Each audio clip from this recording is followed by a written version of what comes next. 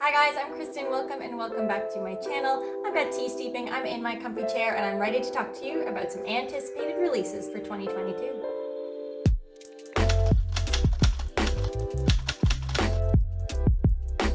Looking ahead into the next year for books that will be coming out is something really new to me, and I honestly really struggled to know where to look for lists of books that are being published. So this is by no means a complete list of all the books that I'm excited for next year. I am going to focus more on the new books that are either a standalone or the beginning of the series, but I will kind of just briefly list off the series continuation books that will be coming out next year that I'm excited about, but I'm definitely going to be focusing on the new books that are not already in the middle of the series. These are generally all books being released in the first half of the year up to about August, so a little bit over half. But of course, I got these publication dates from Goodreads, so if they are not correct, my bad, sorry. Make sure to look up where they are coming out in your location. Okay, I will just quick list off some of the series continuation books that are coming out next year, and this includes House of Sky and Breath, the second book in the Crescent City series by Sarah J. Maas, coming out in February. Hook, Line, and Sinker, a companion piece to It Happened One Summer by Tessa Bailey, coming out in March. The Hunger of the Gods by John Gwynne, the second book in the Bloodsworn saga, coming out in April. The Inadequate Heir by Danielle Jensen, the third book in the Bridge Kingdom series. And then finally, an odd one, we have Nona the Ninth, which is the third book in the Locked Tomb trilogy by Tamsin Muir. If you were following this series, the next book that was supposed to be coming out was actually Alecto the Ninth, and then Tamsin Muir spontaneously wrote a different book and put it before Alecto in the series. So this one doesn't have a date, but it is coming out at some point in 2022. Okay, now on to the books that are not already part of the series. We'll be doing a little bit of synopsis reading, and there's lots of dates, so I do have my laptop today. First on the list is Daughter of the Moon Goddess by Sue Lin Tan, that is coming out on January 11th, so quite soon. This is a debut fantasy novel that is inspired by Asian mythology, and it is actually described as being the first book in a duology. It sounds like this book follows a main character who is in hiding because her mother stole an elixir of immortality from the emperor, and she's been hiding on the moon, I think is what it says. But her magic begins to flare or waken up in her body, and her existence is discovered, and she's forced to flee her home, leaving her mother behind. I think she kind of hides in plain sight in the emperor's palace and begins to take magic lessons or some sort of lessons and training alongside the prince. I think there's a pretty obvious, actually I think it might even say the feelings grow, but there's a pretty obvious romance going to be happening with the prince there. Next up we have Age of Ash, written by Daniel Abraham, coming out on February 15th, and this is described as the first book in a new epic fantasy trilogy called Kithamar. I haven't read anything else by this author before. I believe he also wrote the Long Price Quartet series, which I haven't read. So this will be new to me, but you know the description sort of at the beginning before you get into the synopsis? When I read it, it immediately caught my eye and I stopped reading. I don't want to know anything else about this. I will read that for you as well to see if it also piques your interest. So it says, from New York Times bestselling and critically acclaimed author Daniel Abraham comes a monumental epic fantasy trilogy that unfolds within the walls of a single city over the course of one tumultuous year, where every story matters and the fate of the city is woven from them all. You might not be as excited about that as I am, but that setup, the whole trilogy takes place within a single city over the course of a tumultuous year. Sounds like there's going to be character heavy focus here. That sounds so exciting. Feel free to look up the rest of the synopsis if you want to know more. I don't. I will be reading this. Also coming out in February on the 22nd is Last Exit by Max Gladstone. This is actually a sci-fi book, which is really outside of my comfort zone. I don't read much sci-fi, but I believe this is one of the authors that co-wrote This Is How You Lose the Time War, which I read and loved earlier this year. And so I am willing to give Max Gladstone a try on its own. It sounds like the setup is sort of a getting the gang back together after however many years. When they previously lost a member of their crew, something went wrong in the past. From the synopsis, I'm getting the sense that this is perhaps a sci-fantasy book, because it sounds like some of the characters, or each of the characters, has their own sort of magical component that they bring to this team. So I think it's like sci-fi, urban fantasy. I don't know, kind of a mix. It isn't particularly my thing. I have tried or read a couple of the Getting the Gang Back Together books, some successfully, some unsuccessfully, but I do like the concept and I'm intrigued to see how I will like Max Gladstone's writing on his own. The next book coming out on March 1st is one that I am really excited about and also tentatively super excited to have discovered this author. It is All the Horses of Iceland, written by Sarah Tomey. This is an author I have not read before, and from the sounds of it, it's possible that her writing is something that would really, really vibe with me. I will read the synopsis for this one because it sounds really exciting. Everyone knows of the horses of Iceland, wild and small and free, but few have heard their story. Sarah Tomey's All the Horses of Iceland weaves their mystical origin into a saga for the modern age, filled with the magic and darkened whispers of a people on the cusp of major cultural change. All the Horses of Iceland tells the tale of a Norse trader who travels through Central Asia and the ghostly magic that followed him home to the land of fire, stone, and ice.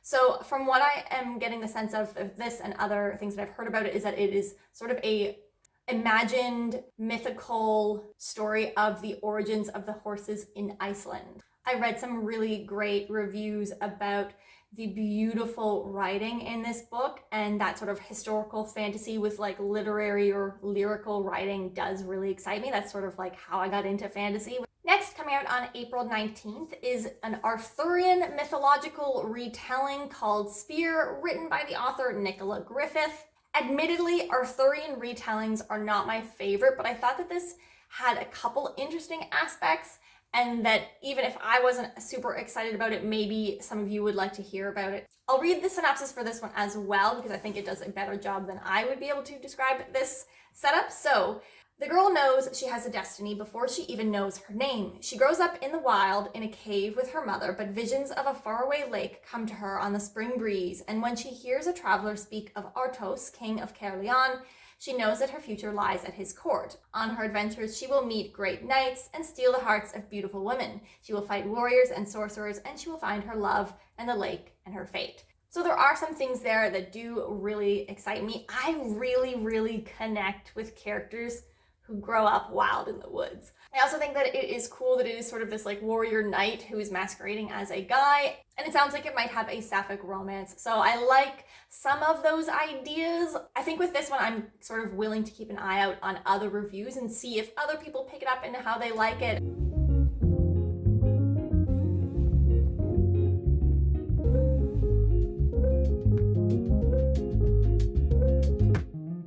Then coming out on April 26th, we have what I think is going to be a pretty hyped up or popular anticipated release for next year, and that is Nettle and Bone by T. Kingfisher. This is described as adult fantasy, even though the cover looks pretty young adult. It sounds like this is going to be a very fairy tale-esque story, if not directly influenced by one particular fairy tale. But it also has sort of grim, eerie horror vibes. I'm not sure. Our main character is raised in a convent, but she has spent years watching her sisters be abused by this horrible prince. But when she finally realizes that no one is coming to the girl's rescue, she decides to do something about it herself. From there, it sounds like it is a tasks and quest kind of a story, and she is accompanied by a grave witch, a reluctant fairy godmother, a strapping former knight, and a chicken possessed by a demon. So there's that. Interested to see how this book shapes up. I do like fairy tale vibes, stories. Possibly this will be a good one for next fall. On May 3rd, we have another book that I think is going to be high up on a lot of people's anticipated releases lists, and that is Book of Night by Holly Black. This is her debut adult novel. Holly Black is, of course, the author of the Cruel Prince series. From the advanced reviewers, it sounds like if you like the vibes of Cruel Prince, you're going to be happy. But if you go into this expecting another Jude and Cardan romance, that you're going to be disappointed. There is apparently a little bit of a romance, but it's not like the priority here. This is an urban fantasy setting, which is not unusual for Holly Black, and it sounds like the main thing here is this shadow magic. Her main character is a low-level con artist working as a bartender. Interest peaked. Do like a good con artist. And then someone from her past shows up, throwing her life into chaos, and she throws herself into a maelstrom of secrets and murder, setting her against a cast of doppelgangers, mercurial billionaires, shadow thieves, and her own sister, all desperate to control the magic of the shadows. It sounds like it's going to be really dark vibes and perhaps a really great book to pick up for next October if you're looking for a really atmospheric read then. Switching vibes here completely, but also coming out on May 3rd is Book Lovers by Emily Henry. She is an auto-read author for me now. I am very excited to hear that she has another book coming out next year. However, I have not read anything about this.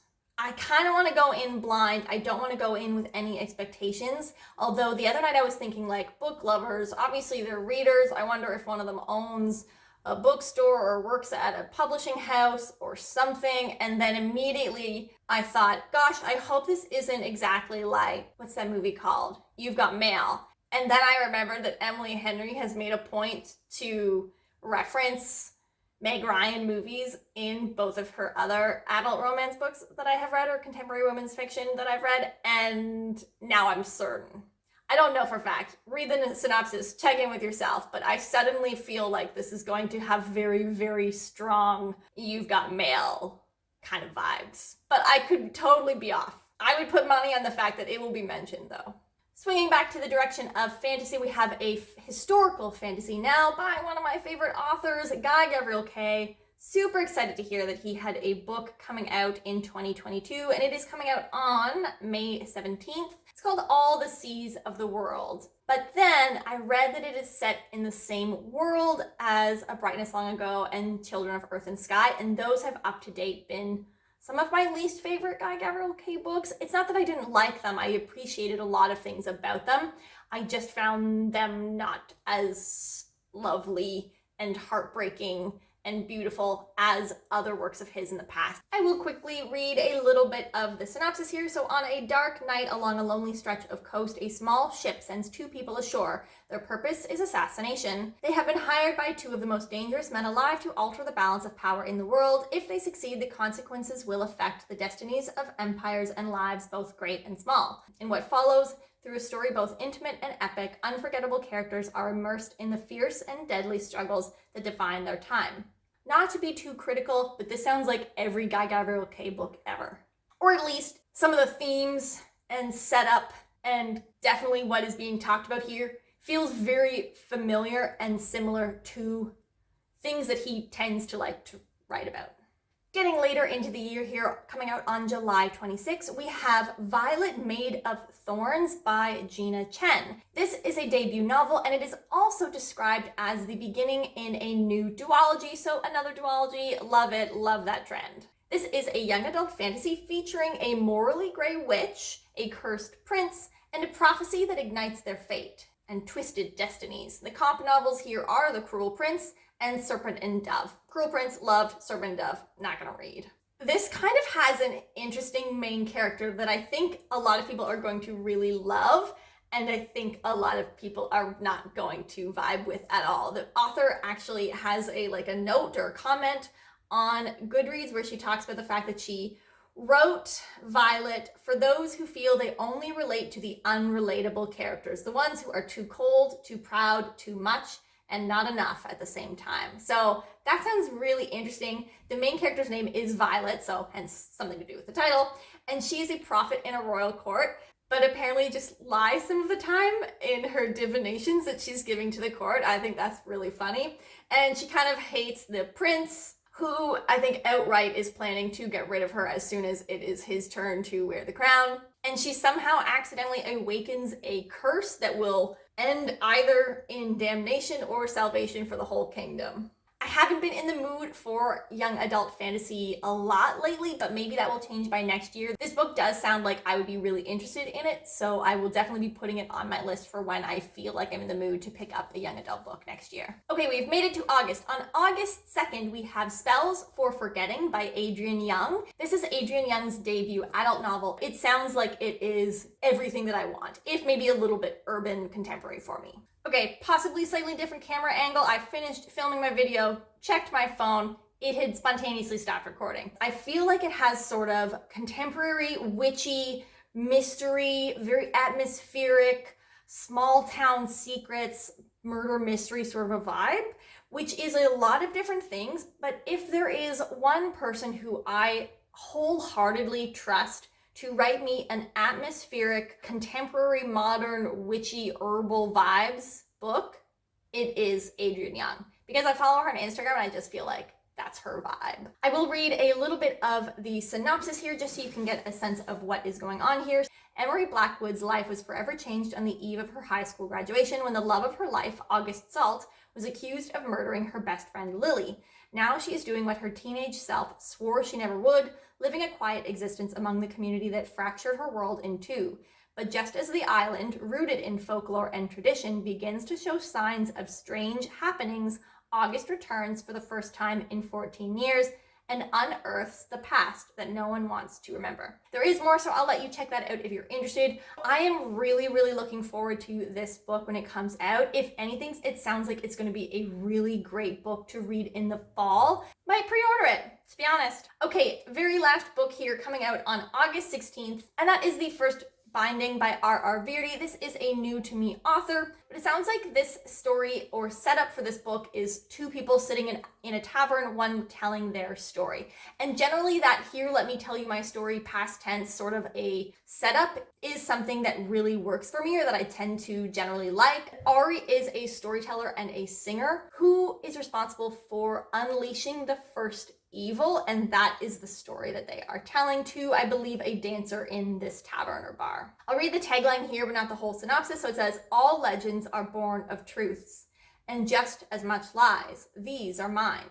Judge me for what you will, but you will hear my story first. So that sounds really interesting. I definitely will keep my ear to the ground to see how this book is received next year and possibly just pick it up myself. Okay, well, those are all of the books that I am anticipating in the first half of next year. I probably will create more anticipated release videos next year, perhaps even like a more detailed quarterly one or just the second half of the year. Is there a book coming out next year, either one that I've mentioned or just one that you know about that you are so excited about? If so, let me know down below. I'd love to hear about it. Don't forget to like and subscribe if you like what I do here. I post videos on every Monday and Thursday.